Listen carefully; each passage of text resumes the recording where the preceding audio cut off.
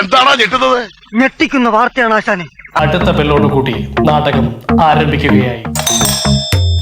ഞങ്ങൾ ആദ്യമായിട്ട് അവിടെ ജോലിക്ക് കയറിയപ്പോൾ ദിയ മാം ഞങ്ങളുടെ അടുത്ത് ഇങ്ങോട്ട് പറഞ്ഞത്, നിങ്ങൾ കസ്റ്റമേഴ്സിന്റെ പേയ്മെന്റ് ഒക്കെ നിങ്ങൾ നിങ്ങളുടെ അക്കൗണ്ടിൽ മേടിച്ചാൽ മതി, കാരണം എന്റെ അക്കൗണ്ടിൽ മേടിച്ചാണ് എനിക്ക് ഇടയ്ക്കിടയ്ക്ക് ബാങ്കിന്റെ ഇഷ്യൂസ് വരുന്നുണ്ട്. ആദ്യം നമ്മുടെ അടുത്ത് അങ്ങനെയാണ് പറയുന്നത്. നിന്റെ ഈ വെളുത്ത തുടുത്ത ശരീരത്തിനുള്ളിൽ നല്ലൊരു കറുത്ത കള്ളനുണ്ട്. എന്നിട്ട് നമ്മളത് ആദ്യമൊക്കെ പറഞ്ഞപ്പോൾ ദിയ ചേച്ചി അത് കുഴപ്പമില്ല, എന്റെ ഡെലിവറി കഴിയുന്നവരെങ്കിലും നിങ്ങൾ നിൽക്കണം, അത് കഴിഞ്ഞിട്ട് ഞാൻ വേറെ സ്റ്റാഫിനെ നോക്കിക്കോളാം, അതുവരെ നിങ്ങൾ എനിക്ക് സമയം തരണമെന്ന് പറഞ്ഞാണ് ഞങ്ങൾ വീണ്ടും അവിടെ പിടിച്ചു നിന്നത്. എന്തൊക്കെയാണ് നടക്കുന്നേ? എന്താ പറ, എനിക്കറിയില്ല. പിന്നെ കുറെ നാൾ കഴിഞ്ഞപ്പോൾ നമ്മൾ എങ്ങനെയെന്ന് എന്ത് പറഞ്ഞാലും ഇങ്ങനെ അടിച്ചമർത്തുന്ന സംസാരം, ജാതീയമായിട്ട് അധിക്ഷേപിക്കുന്നത്. ഇവൻ നമ്മളെ കുഴപ്പിക്കാനുള്ള പരിപാടി, ഇവനിതിൽ എന്തോ കൈയുണ്ട്. ഈശ്വര, ഇതൊക്കെ എന്റെ തലയിലാവൂലോ. മറ്റു ആൾക്കാരടുത്ത് നമ്മളെ പറ്റി കുറ്റം പറയുന്നത്, കമ്പാരിസൺ ചെയ്യുന്നത്. ഇപ്പൊ എന്റെ സമനില തെറ്റിയിരിക്കുക. ദേഷ്യം വന്ന് ഞാൻ എന്തൊക്കെ പറയുന്നു എനിക്കെന്നെ അറിയില്ല. Few minutes later. We want their bank account and details before they go. Bank statement review ചെയ്യുമ്പോൾ നമുക്ക് അറിയാൻ പറ്റും നിങ്ങളുടെ ഇതിലേക്ക് എത്ര കാണാം. നമുക്ക് ഒരു സാധാരണ ഒരാളുടെ ബാങ്ക് സ്റ്റേറ്റ്മെന്റ് നോക്കിയാൽ നമുക്ക് മനസ്സിലാവുമല്ലോ.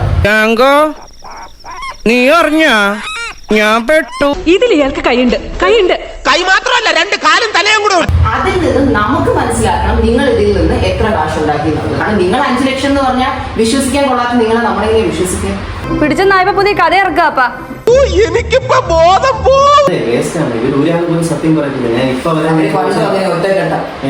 ഒറ്റക്കെട്ടാണെങ്കിൽ നല്ലതാ. ഒറ്റക്കെട്ടാകുമ്പോ ഒരുമിച്ച് പോവാലോ, കൂട്ട് കാണും. ഒരു കയ്യബദ്ധം നാറ്റുകരുത്. സത്യം പറഞ്ഞാൽ നമുക്കിത് ക്ലീൻ ആയിട്ട് ഡീൽ ചെയ്യാം. എന്തായാലും തന്നെ പൊക്കി, ഇനി നിന്ന് മെഴുകാതെ ഉള്ള കാര്യം പറ. അല്ലെങ്കിൽ ഇപ്പൊ ഞാൻ ഈ ചോദിക്കുന്നത് പോലെ പോലീസ് ആയിരിക്കും എന്ന് ചോദിക്കുന്നത്. വല്ല ആവശ്യമുണ്ടോ അതിന്റെയൊക്കെ? പിന്നെ ഇയാളാണല്ലോ കോടതി അല്ലേ സാറേ? പല്ലിടിച്ച് അണ്ണാക്കിലേക്ക് കിണിക്കാത്ത കാര്യം പറയണേക്ക. സത്യം പറഞ്ഞു, ആ പണം അവിടെ പോയി. അഭിനയൊക്കെ അറിയില്ല, പക്ഷെ ഈ കുട്ടി പറഞ്ഞു ഓഗസ്റ്റിലാണെന്ന് പറഞ്ഞു. പറ്റിപ്പോയി സാറേ, പറ്റിപ്പോയി. ഓഗസ്റ്റിലാണ് ആദ്യമായിട്ട് ചെയ്തത്. അപ്പൊ അത് കറക്റ്റ് ആയിട്ട് വർക്ക്ഔട്ട് ആയപ്പോൾ നിങ്ങൾ വിചാരിച്ചാണ് എന്തായാലും ഇത്ര ഇൻകം വരുമല്ലേ, കുറെ നമുക്ക് കൂടി എടുക്കാന്ന് വിചാരിച്ചാണ് അല്ലേ? എടാ നാറി, നിനക്ക് നാണമുണ്ടോ? വിച്ച് മീൻസ് ചില്ലറ കഴപ്പൊന്നുമില്ല അവന്മാർക്ക്. ഒരു കുറ്റബോധം തോന്നി. കുറ്റബോധം തോന്നിയോ? എന്നിട്ടാണോ ചെയ്തുകൊണ്ടിരുന്നത്? എടാ, തിരിച്ചറിവ് വൈകിയേ വരൂ എന്ന് പറയുന്നത് എത്ര ശരിയാ? എടാ, പട്ടിയുടെ വാല് 12 കൊല്ലം കുഴലിട്ടാലും വളഞ്ഞായിരിക്കത്തുള്ളൂ. അല്ല, കാരണം ഞാനും അമ്മയും പോയപ്പോ കറക്റ്റ് നിന്റെ സ്കാനർ അവിടെ ഇരിക്കല്ലേ, അതെടുത്ത് സ്കാൻ ചെയ്തു. ഉളുപ്പുണ്ടടാ ചക്കണക്ക്. ടീം പോയി, കിടപ്പാടവും പോയി, ആ പാട്ടുണ്ടായിരുന്ന മാനവും പോയി. പണ്ടേ നിങ്ങൾ ഇങ്ങനെ മോഷണം ചെയ്യാം. അയ്യോ, അധികം പാവം കളിക്കില്ലേ, നിന്നെ മോഷണത്തിന് പിടിച്ചിട്ടിരിക്കുക, ആ പാവം വിടുക. പറ്റിപ്പോയടാ. വേണ്ട നീ ഞാൻ പലതവണ പറഞ്ഞതാ, കേട്ടില്ല. ഞാൻ തന്നെ. കട്ട് കുറ്റബോധം തോന്നുമ്പോ രാവിലെ പത്രം എടുത്തൊന്ന് നോക്കും. ഈ രാഷ്ട്രീയക്കാരുടെ കുംഭകോണൊക്കെ കാണുമ്പോ മനസ്സൊന്ന് തണുക്കും.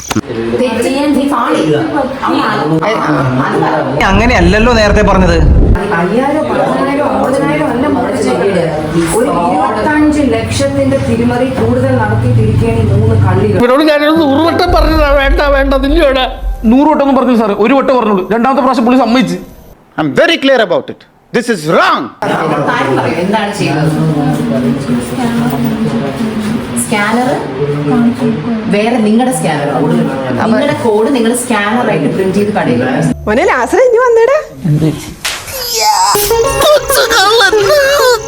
അല്ല, അപ്പൊ നിങ്ങൾക്ക് ആ കാശ് കിട്ടിയാൽ നിങ്ങൾ 3 പേരും ഈക്വലി ഡിവൈഡ് ചെയ്താണോ എടുത്തത്? എല്ലാ പൈസയും കംപ്ലീറ്റ്ലി ഡിവൈഡ് ചെയ്താണോ? എന്റെ കയ്യിൽ അവനെ കിട്ടിയേ ഞാൻ അവനെ അരിഞ്ഞ് മുളകിട്ട് വെറുതെ അങ്ങനെ തിന്നിടോ. കള്ളനവൻ, പെരുങ്കള്ളൻ. എന്റെ കൈ കെട്ടിണ്ട് കിട്ടില്ല.